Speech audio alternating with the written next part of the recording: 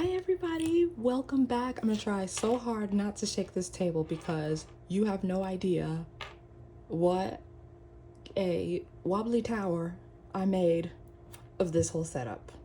But it's here. We're here. And I'm so happy. Hi Seeker. Hi Spiritualist. Hi all you guys. Welcome back. Thank you for joining me. Love, love, love to be in your presence again. I was gonna say hear from you, and then I was gonna say see you. I mean, you can see people and you can hear them on the inside, so let's just go with that.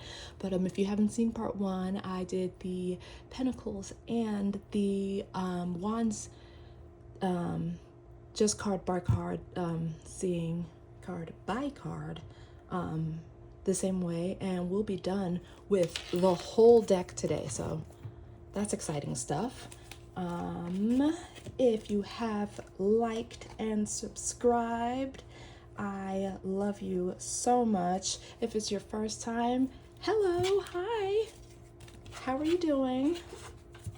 We're just learning tarot on here. These are not the right cards. What is going on? Sword, sword, sword, sword, sword. There's some wands in here. Okay, now we got it. Now we got it. So put those away. Tried to put them in okay order for you. We will see how I did. So if you're ready, we're gonna get started with the Ace of Swords. It is double-edged, so somebody always has to win. It's about winning, victories, ultimatums. This is something that is absolutely and surely going to happen. So if you get this with a great card, you're looking at the very best. If you get it with a not so great card, it could be like the most and the worst that it can get. So this is mostly a winning card, but you have to remember that there's always a loser in this, so depending on what you ask. And I'll probably do another video about questions, because it's very, very important to get those centered so that you don't get confusing results. On to the next. Right, so Two of Swords. I've heard a lot of people saying that it is a choice, but for me it's like a no card. This is one of our negator cards, so that if you see, let's say, the Two of Swords together with the Ace of Swords, that would be kind of like a not the most or not totally, or it could be something like an absolute ending. I tend to get it for a negator, just like not, and death more for an ending, which starts a new beginning. So that's our two. On to the Three of Swords. The Three of Swords is about resentments, arguments. This can be also like against something. It's like a struggle. You can see it for rejection or depression, those kinds of things. It can literally mean like someone's getting heart surgery. But these are again the before tarot decks, so it hasn't been pierced yet. I still read them pretty much the same. Okay, so now we got the Four of Swords. This is when you're taking a break from something, or you've hit a wall with it. It doesn't mean that it's completely over. This person is sleeping, not dead, and actually just praying and meditating and hoping to get their healing to keep doing what they're doing. So it can be, you know, someone's just withdrawn or unresponsive, quiet, those types of things. Now Five of Swords, we've got the Takers. The story that I've of this one is this guy he's challenges his friends to a play duel and then proceeds to beat their you-know-whats. And so it can signify crime, a frenemy. It can be saying that somebody has sort of a checkered past as well.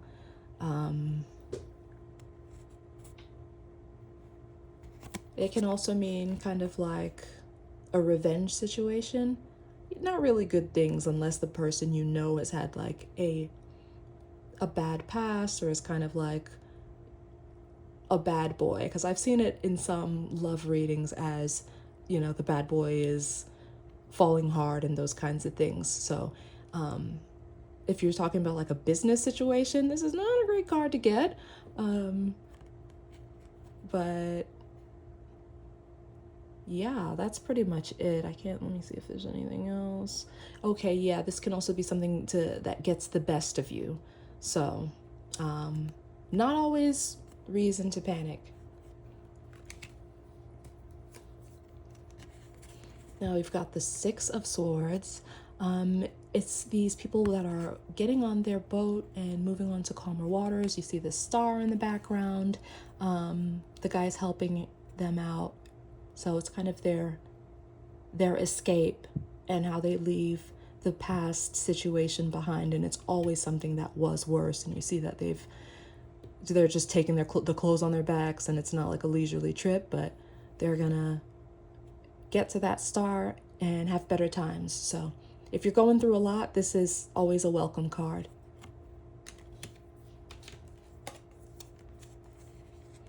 Seven of Swords is also kind of a robbery, but in this case, behind the backs of the people that the conflict was supposed to be. So it is preventing the war before it starts. Let me think. Okay, for this one, especially if you or the querent is the one asking for whether or not they'll be able to pull something off, the Seven of Swords is usually like in the affirmative, that this is something dangerous or risky, but they get away with it.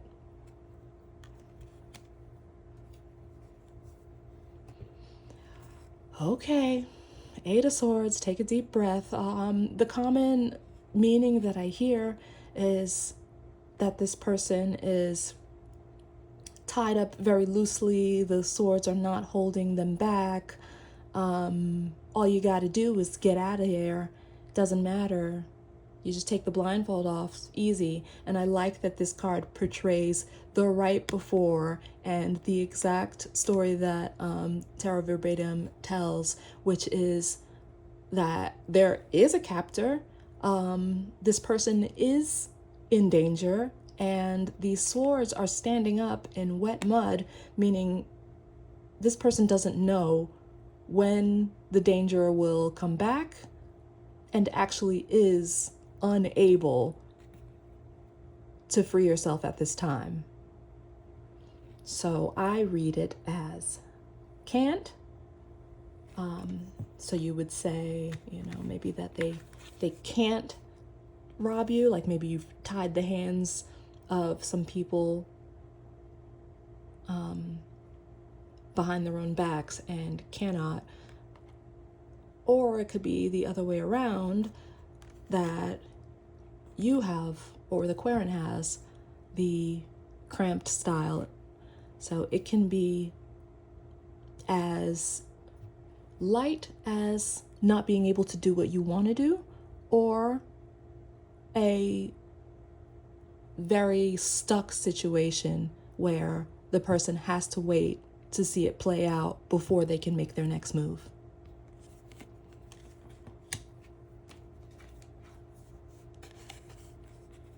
Okay, so if you haven't clicked off, this is this is the Nine of Swords. It's about nightmares in general. This is nightmares, insomnia, sleepless nights, just really bad nights. You see this pitch blackness and a person really struggling. So I would say it's some really tough, sleepless, stressful nights.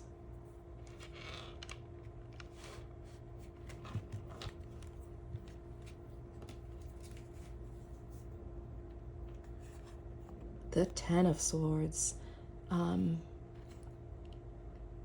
is a failure. It's a failure. It's an ending. It is a no-go and a symbol to start fresh elsewhere. So the good thing about it is it's the 10 and it cannot get any worse.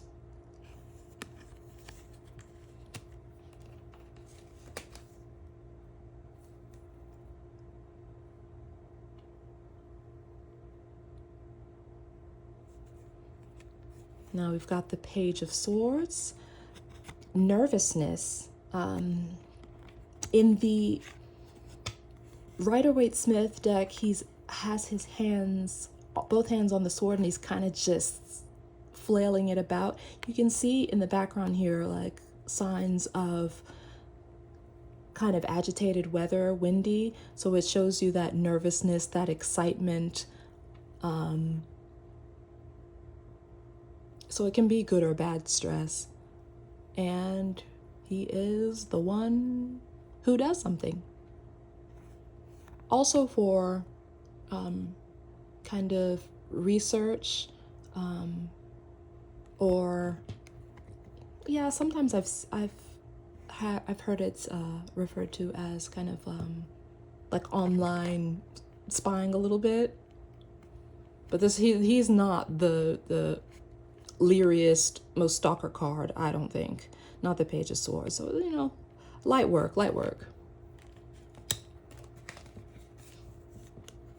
Now I got the Knight of Swords, who rushes in suddenly, and now we see him rushing back before anybody even gets anything done. So this kind of energy definitely says a direction change and sudden, fast movements.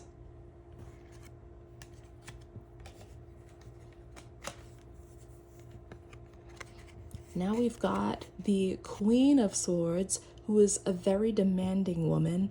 She's lost her child, and in the Rider-Waite-Smith deck, she's holding up her sword also and her hand out and just feeling like she hasn't gotten her due. So a lot of times it can be a nagging woman, or, you know, a strong woman. So if it's a spread about someone who usually doesn't stand up for themselves and now they've become this, it's something to be congratulated. It can also be as neutral as an HR department, or, you know, getting that neutral call from an office to give you information.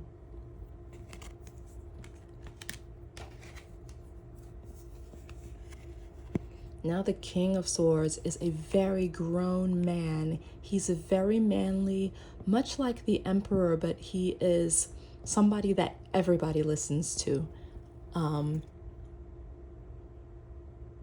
It can mean the military. I've seen that, military or Air Force, some kind of airy type of person. It can also be a lawyer.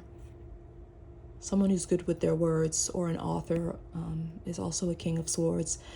The King of Swords type of person may like things very rigid, and the King and Queen of Swords are the only ones that I don't consider like divine counterparts.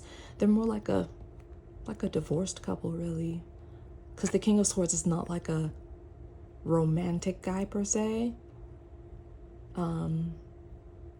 Not next to the other kings. Just something to keep in mind.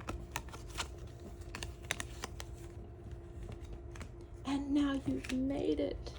You have made it through the swords. Let's see if we can't get this without making a huge mess.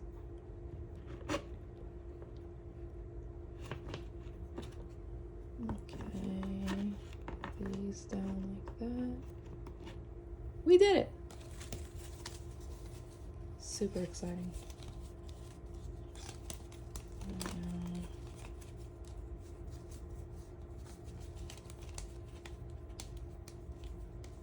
We did the pence yesterday. That's right. We've got cups.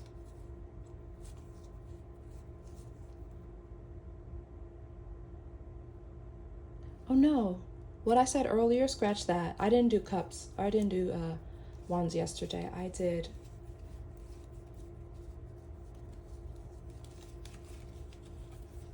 cups yesterday. Okay, my bad. So what I had, you should always go with your first guess. That's what they tell you on the multiple choice, isn't it? Just go with your first guess. Don't make it into a thing. Okay, so that means these remaining are actually the ones that I needed. Yee. Excellent, yes they are. Thanks for bearing with me on that one. Okay. So now we got the Ace of Wands. It can be a club, it can be phallic, it can be something that can make someone do something, like, oh, I'm gonna beat you into submission, that kind of energy. So yes, also this is another one of our when you ask the sex of a baby, the boy babies will be Ace of Wands. So there's that phallic symbol again, but it's something where you're just made to do something or have to do something. Let's put those away. Now I got the Two of Wands. That is a mogul holding the world, looking out against all this beautiful scenery and planning what he's going to do next. So we see a lot about finances and where the payoff is coming.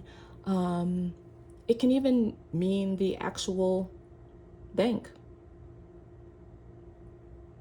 But these are solid, financially secure citizens here, making plans about, what to do with all their material wealth.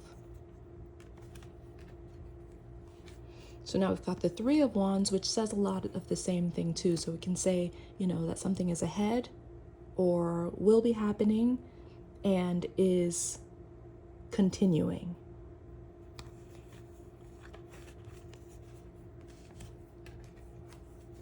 Now you got the Four of Wands. It's a wedding scene here, so it can mean that someone is marrying well, or a reference to family. Also, it can be a business. So it just shows kind of like that happy collective, doing big things together kind of energy. Bright, cheery yellow, and happy endings. Okay, so now we've got the Five of Wands, which is some people and some sticks. I don't know if they're collaborating or competing, but it's definitely a busy activity. So it can mean getting involved or competing. It can also mean efforts or just activity.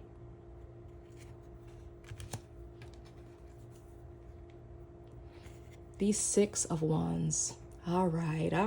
Here's another little trigger warning, because this guy, we see him getting his crown on his head, and there's a little parade in the background. Everybody knows what's going on. This is about a betrayal. He's pretty much walking into his own death. So I see it very much as a pointless victory. It can also show a cheater or somebody who just covertly opposes, as in they're, setting up little spies. I mean, typical frenemy behavior. There's spying and doing all this stuff like, yeah, girl, yeah, I agree with you. They're, a whole bobblehead, but they're getting ready to stab you in the back. So whenever I see the Six of Wands, it says that something is not as it seems. So I've also seen it, if you want to think of it in positive terms, I have seen the Six of Wands mean that a certain dilapidated building was not as it seemed. So you took a look at it, you're like, oh, this is, truly awful. And it turned out that it was beautiful and sparkly on the inside. So again, pay attention to the other cards. Yeah. It can also mean an ego or somebody who's just very self-serving. I've seen, people saying, it's a person literally on their high horse, not knowing it's the pride before the fall kind of thing. But that's what's happening in this card. The others, as I always say, are what tell the real story. Moving on, Seven of Wands. This is, yes. Normally he's standing and he's standing his ground against all of these wands against him, trying to defend his territory. And he's running out of ground a little bit, but he is the higher one. He's going to grab this and he's going to defend himself. So it can mean, the last thing that I want is, as in I'm defending against a certain thing, or he's going to raise hell against something,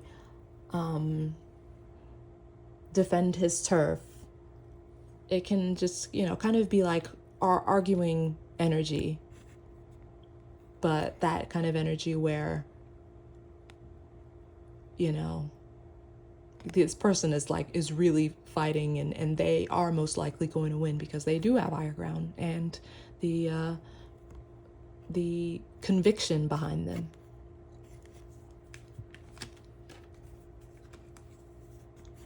The Eight of Wands can mean lots and lots of anything. Lots of messages. It can mean that, just a lot of things are happening. It's a very swift card of lots of movement.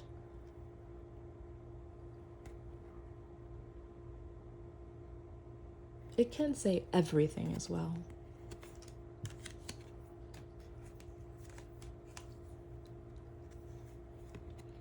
Now we've got the Nine of Wands. This guy who's defending against this animal has been beat up multiple times and he's supposed to be on guard. So it just shows a lot about him being, it's gives the energy of intimidation, of being threatened, being nervous, or being the one to give those feelings out. So it can be intimidating someone. But the person goes through a lot and has reason to feel that way.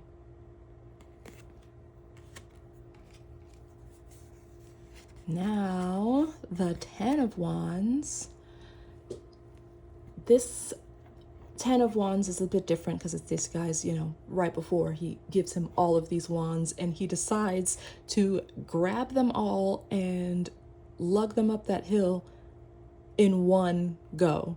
So it's a very burdened card. It can mean to be burdened. With what depends on the others. I've seen it mean just work, can mean depression, but whatever it is, that person believes in themselves and slowly will succeed. So it can mean finally that something happened. Ten of Wands. Okay, Page of Wands is an apprentice. All the pages can stand for being, the one who does something or is something. They're apprentices that help out the knights and then hope to be a king someday.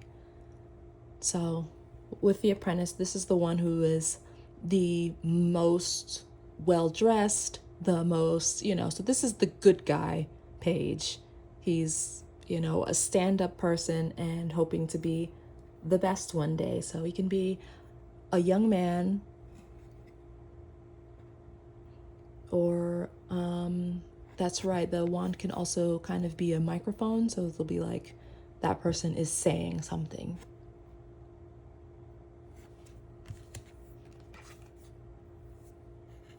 Okay, now we got Knight of Wands. All of our knights are in motion except the Pentacle Knight. So this one is leaving in a hurry. He's energetic, making progress. He has a lot of speed. His, you know, his little tassel gives us the feel, you know, it gives us the, reminds us of fire. That's what I'm saying. And then the wands are also very fiery. The horse is in motion. So progress is being made, and fast. Now we got the Queen of Wands. She is, I've seen her to mean the wife before. She's very good looking. Both the Queen and King of Wands are healthy, sensible, good looking. But she is known to be kind of like a skilled matriarch. She's very plain and to the point in her actions. And yeah, that's about it. I see a lot to mean wife. Lastly, we got the King of Wands, which also can mean husband. He is a fiery individual, kind of like almost like a TV dad type, like how they just say the wrong thing. And, you know, like back in the day, I know they're portraying them a lot different now, but yeah, kind of like a jealous type of, handsome, of course, but, you know, just kind of a compulsive, the kind of person who gets the plot in the sitcom started. So someone who's very much doing his own thing and not a little bit crass can be. That's our guy. He's the husband.